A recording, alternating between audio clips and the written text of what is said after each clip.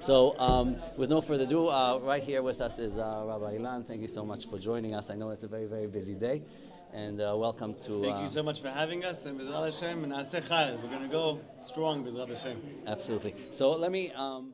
Let's go all the way to the beginning. So you started Chazaq together with Yaniv. So what was the drive behind it? How did it happen? Well, the truth is, to be straight up forward with you, it's Yaniv that really takes all the credit for what's happening here. He's Moser Nefesh since he was 15 years old. He started this organization, Chazaq, when he was 15 years old in yeshiva. And he was bothered by the fact that there's so many people in our community that didn't even know who they are. They didn't value, they didn't cherish their beautiful Jewish heritage. And there he was as a one-man show, Be'etzim, that looking to create shiurim in the community, to unite Sfaradim, Ashkenazim, all the different segments of the community, to come to classes together about upcoming holidays, about Shalom Bayit, about raising children, about anger management, you name it. He put together shiurim with world-renowned speakers, and Baruch Hashem, it was very, very successful. And from there, his main focus, which was dealing with public school kids, became a reality. And we started different programs on a small scale, going back over a decade ago, 12, 13 years ago, at a very small scale. And slowly but surely, gradually, it's become a tremendous, tremendous operation that is changing so many lives, so many Jewish kids. How many years ago are we talking So we're talking about this started, Yanni was 15 years old. So this happened in about 2005, 2006. 2005. Right. Yeah, so around that time period. Yanni was still a young kid. He Yes, looked I like know. I was trying to do the math in my head. A little older, 28, 27. Right. I'm not sure what he is, but that's what it is. I'll tell you what's interesting. One thing, Tzvika, is very interesting is that usually when you have an organization started, how does it start? You have a bunch of community rabbanim, leaders, gvirim, wealthy people sitting down at a table saying, listen, we have problem A, B, C. We're going to put down X amount of money to start something because we got to solve this problem. Over here was Mamash Lahefech. Yanni was 15 years old, and he says there's problem A, B, C. I'm going to try to figure something out. It actually started with a parsha paper. From a parsha paper it became shiurim. Shiurim became this, and next thing you know, it's a whole operation that's touching literally thousands upon thousands of lives throughout the year. I'm talking about people of all walks of life. Whether they're very religious, whether they're secular, whether they have a Jewish education, whether they're in public school. There's no ma'apecha. So this is an amazing ma'apecha. So give me some numbers as far as so I get an understanding of, how many students have we reached out to? Right. So let's put this. First, before we give what we reached, because people hear what we reached. Wow, that's amazing. I want you to understand what we have to reach. Right. We have be'erech, from what we know, about 10,000 traditional Jewish kids from traditional homes that are in public schools here in the Queens area. In the Queens area. In the Queens area. Then we have a whole division that we're already starting to open up in the 5 towns in northern Woodmere. We have places that we want to open up in Mill Basin. We have other parts of New York. People are telling us come to Great Neck. But right now, just talking about Queens alone, yes, there is approximately 10,000. Now, 10,000 Jewish kids that are not anti-Torah families. Right. Traditional, they respect. They just never had the exposure. Never had the exposure, or maybe they just don't understand the importance. Everyone says, my kid could go to public school and he won't be affected. He'll still hold on to his traditions and he'll respect the values. Right. But in reality, we sing. What happens to? Let me ask you. What happens to a boy who goes to public school when he graduates public school? What happens then? Yeah, understand. Every school delivers a certain message. Whether it's a Jewish school, whether it's a Catholic school, whether it's a public school, every school has a certain message. Right. So these kids from the age of 5, 6, 7, 8, 9, 10, 11, 12, 13, all the way through the high school years, 18 years old, are not hearing anything about Yahadut, about Judaism. Quite the contrary. They're probably hearing more kfirah and things against the Jewish values, the Jewish morals. And what happens is, like the Rambam says, you are influenced by your surroundings. Right. Everyone's influenced by their surroundings. It's like he brings down a mashale. If you're in a perfume store, even if you don't buy anything, just walking in there, you have a certain smell. Right. If you go into a dumpster, you're just looking to see what's there. But even if you don't touch anything, when you walk out, what do you smell so bad for? You're influenced by your surroundings. So that kid, that boy, that girl, that's 5 years old, that goes to the public school, I'm sure they give a good education, no question about it. But where they're going to be 13 years from now? Are they going to be identifying themselves as Yehudim, as Jews? Or are they going to be like, yeah, we support, I don't know what, the state of Israel, we support this and that, but in terms of Judaism, I don't have to practice anything. It's in my heart.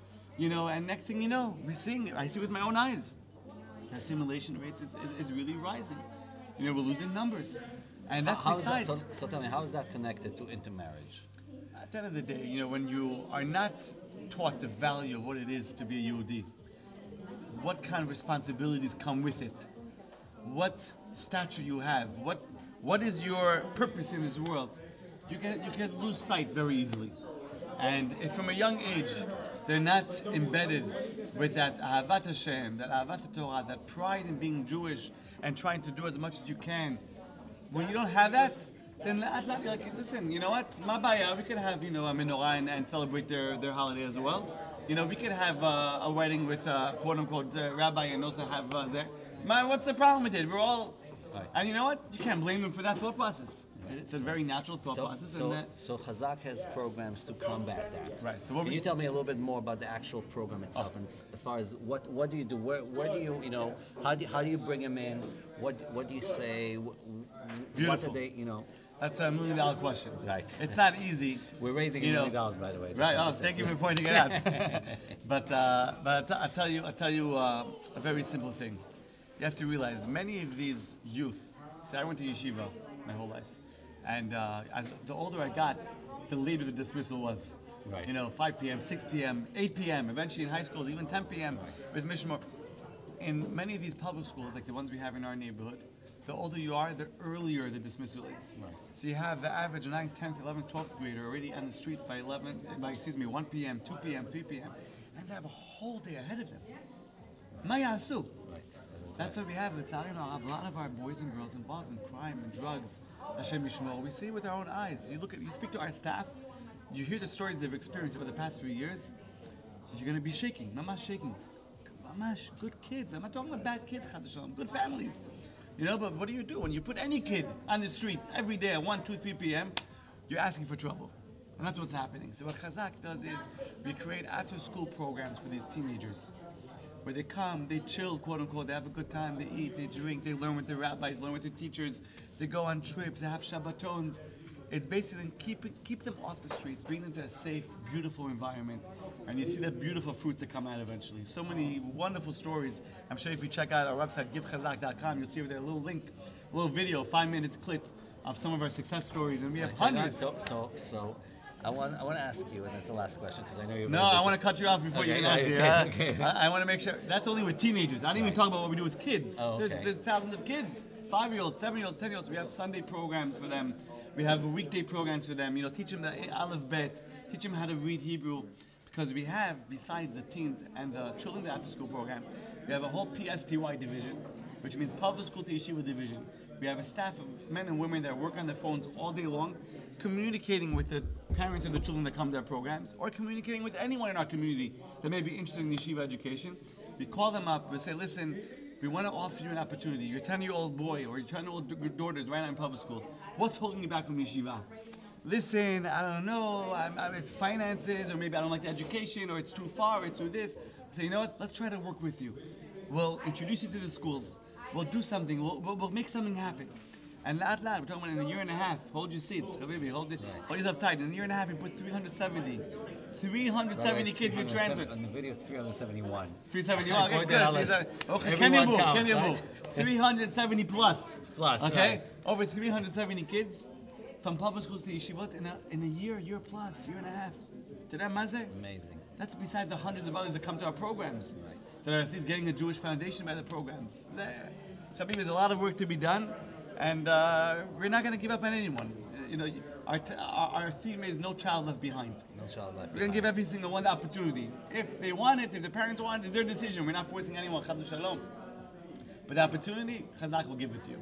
Right, that's amazing. One last question is one personal story about a boy or a girl that was in public school and because of Chazaq program moved over to a yeshiva and is now. So I had to think. I mean, so many good stories. I had to give you the best one. I wish I would have known this question beforehand. It's a good But the first one that pops up I'm not going to mention the name of the individual, Right. obviously. No but, names, no names. A young man comes knocking on my door. We live in the same neighborhood. Not neighborhood, the same building. And sweet boy comes in. He was 17, 18 years old.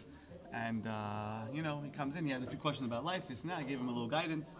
And Baruch Hashem, we built a good relationship. And we started learning, a couple of times a week. And remember, it was Motzei Shabbat Sukkot, I think it was. Motzei Shabbat Sukkot. As I'm coming back home from Bet Knesset, his father was outside. He was smoking on the phone, whatever it is, Motzei Shabbat Sukkot. And he says, Rabbi, how are you? With his, Russian accent. He was a Russian immigrant. He said, Rabbi, I know you're learning with my son. Please make sure you just keep guiding him. Get him a good shidduch. Help him. Get him a good Jewish girl. Okay? Simcha Rabbi, Shavua Tov. He went upstairs. And like an hour or two later, I hear Hatzalah running into the building. So he came running into the building. And, I got a text from the boy that his father had a heart attack. He was actually studying with a few friends. And, we immediately went to the hospital, and Hashem Yishmor, he didn't survive. He passed away within a few minutes. But that boy, obviously started saying Kaddish, and he grew so much that year. But forget about becoming a good Jewish boy that's Shomer Torah Mitzvot. We try keeping that promise of getting that shidduch. Right. I could say, I don't remember the exact time frame, I think about a few weeks after his father's yortzeit. He got married to a girl from a beautiful family, from an amazing family. Such an amazing and Baruch Hashem, he's a young man today, successful young man. Him and his wife are doing great things in the community, and it all started from one little knock on the door to my house. That's right. And we built a relationship. And Baruch Hashem, today you can have a dorot of children, following the beautiful traditions that we've had, from Har Sinai. Amazing. That is amazing. Anyways, Tvika, I appreciate it, and we encourage everyone, get involved, B'ezras Hashem. It's not, Chazaq is not our organization, it's everyone's organization. Yes. We're saving so many beautiful children. And the amazing thing is, there's so many different charity organizations people are connected to and they give. But this is something that involves us in our community. It's right here. It's under our nose. Everyone should give to every single good cause, B'ezras Hashem. But yes, this is absolutely. mamash. But there's something that's really happening in your neighborhood. Right. And we know that your neighborhood comes first. Sometimes people think that we're talking about a community in Russia or somewhere in Brazil. We're talking about here in New York. York. So it's not in Brazil. In it's our own backyard. In our own backyard. Habibi, thank you so much. Yashar koach. Thank you so much. Thank you so much, Rabbi. Thank you. And